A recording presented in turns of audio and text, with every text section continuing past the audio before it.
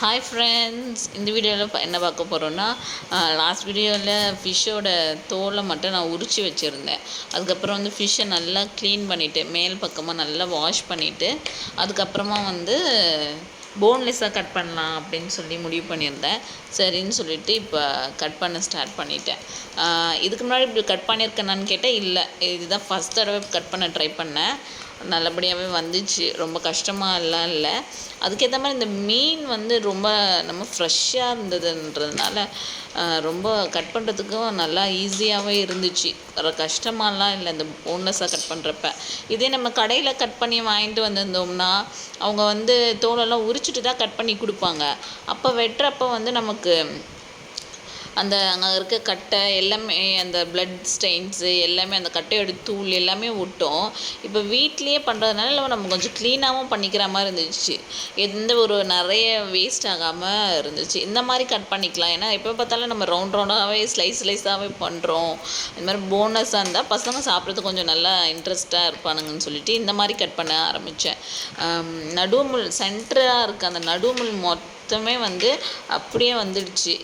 இதில் இந்த மீட்டில் ஒரு முள் கூட இல்லைங்க. அவ்வளோ ஒரு சூப்பரான மீன். இதுவரை நான் சாப்பிட்டதே இல்லை. ஃபஸ்ட் தடவை ட்ரை பண்ணுவோம் அப்படின்னு சொல்லிட்டு தான் இந்த மீனை ட்ரை பண்ணோம். சூப்பராக இருந்துச்சு. அந்த ஒரு பீஸுமே வந்து நம்ம சிக்கன் 65க்கு சிக்கனை கட் பண்ணால் நமக்கு எப்படி இருக்குமோ அதே மாதிரி தான் இருந்துச்சு. பசங்களுக்கு ஃப்ரை பண்ணி கொடுத்தேன். அதை வந்து சிக்கன் சொல்லி ஸ்டார்டிங் வந்து நினச்சிட்டு நல்லா இருக்குமா சிக்கன் அப்படின்னு சொல்லிட்டு தானுங்க. சிக்கன் 65னா ரொம்ப பிடிக்கும். இனிமேல் வந்து இந்த ஃபிஷ் வாங்கினா இந்த மாதிரி ஃபிஷ்ஷும் ஏலத்தில் எடுத்துகிட்டு வந்து இனிமேல் சமைக்கணும்னு முடிவு பண்ணி வச்சுருக்கேன். ஏன்னா ரொம்ப குட்டி குட்டி மீன் தான் நான் அடிக்கடி வாங்குவேன். மத்தி அந்த மாதிரி உடம்புக்கு ரொம்ப நல்லதுன்னு சொல்லிட்டு. ஆனால் இந்த தடவை தான் இந்த மீன் வாங்கினேன். பர்லா மீனுன்றது இந்த தடவை தான் நான் ஃபஸ்ட் தடவை ட்ரை பண்ணேன். ஒரு முள் கூட இல்லைங்க. அந்த சென்டர் பீஸ் கூட அவ்வளோ அழகாக வந்துருந்துச்சுங்க. சூப்பராக வந்துருந்துச்சு. நான் வந்து இந்த சென்டர் அந்த முள்ளெல்லாம் வந்து குழம்புல போடலாம் அப்படின்னு சொல்லி வச்சுருந்தேன். அதனால் என்ன பண்ணிட்டேன், கொஞ்சமாக அதில் சதை இருக்கா மாதிரி கட் பண்ணேன். ஃப்ளஷ் எல்லாம் நல்லா ரொம்ப ஒட்டை கட் பண்ணாமல் கொஞ்சம் அந்த முள்ளில் இருக்கிற மாதிரி கட் பண்ணேன். ரொம்ப பிடிச்சிருந்துச்சு. பசங்களுக்கும் செஞ்சு கொடுத்தேன், நல்லா இருந்துச்சு. அதுக்கப்புறம் கட் பண்ணுறதுக்கும் ரொம்ப ஈஸியாக இருந்துச்சு. எனக்கு வந்து ஒரு கஷ்டப்பட்டு நம்ம கட் பண்ணுற மாதிரியே தெரில.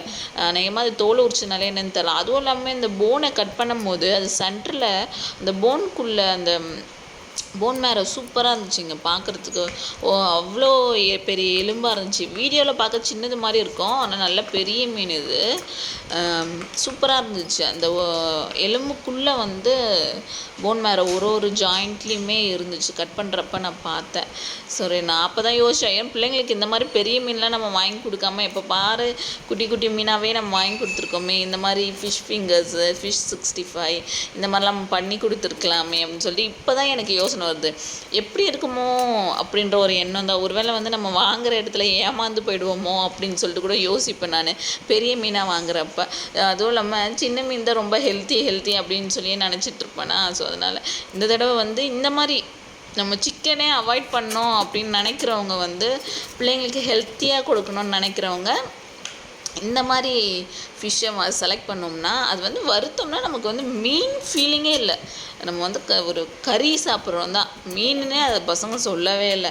கறி மாதிரி தான் இருந்துச்சு. அது ரொம்ப ஹெல்த்தியாகவும் இருக்கும். அதே சமயத்தில் நம்ம பாய்லருக்கு சிக்கன் வாங்கி தரதை விட பிள்ளைங்களுக்கு இந்த மாதிரி ஒரு ஃபிஷ் வாங்கி கொடுத்தோம்னா அதுங்களுக்கு வந்து கறி சாப்பிட்ற ஃபீலிங்கும் இருக்கும். முள் இருக்குமே அப்படின்ற நமக்கும் ஒரு பயம் இல்லை. கட் பண்ணுறதுக்கும் அவ்வளோ ஒரு ஸ்லைஸ் தான் வந்துச்சு. என்னால் வந்து நம்பவே முடியல. அவ்வளோ ஆச்சரியமாக இருந்துச்சு. இது வந்து என்னடா இது, நம்ம மீன் தான் வாங்கியிருக்கோமா அப்படின்னு சொல்லிட்டு. நான் லாஸ்ட் வீடியோவிலே சொல்லியிருந்தேன், அது கட் பண்ணுறப்ப நான் கட் பண்ணுறப்ப கவனிக்கல. அது வாய் கட் பண்ணுறப்ப தான் சரி உள்ளே ஓப்பன் பண்ணி பார்ப்போம்னு சொல்லி ஓப்பன் பண்ணி பார்த்தா உள்ளே பெரிய தூண்டில் முள் ஒன்று இருந்துச்சு. அப்போடா நல்ல வேளை நம்ம உள்ளே கையை வைக்கல. கையை வச்சா கையில் குத்திட்டு இருக்குமேனு அப்புறம் தான் யோசித்தேன். அப்போ தான் எனக்கு தெரிஞ்சிச்சு, சரி இது வந்து ரொம்ப ஃப்ரெஷ்ஷாக அப்போ தான் வந்திருக்கு போல். நம்ம மேலே எடுக்கிறப்ப தான் அது வந்து உயிரோடு பிடிச்சி கொண்டு வந்திருக்காங்க. குழம்புக்கு தனியாக, வறுவலுக்கு தனியாக கட் பண்ணிவிட்டேன். நெக்ஸ்ட் வீடியோவில் என்ன பண்ணுறேன்னு சொல்கிறேன். பாய்.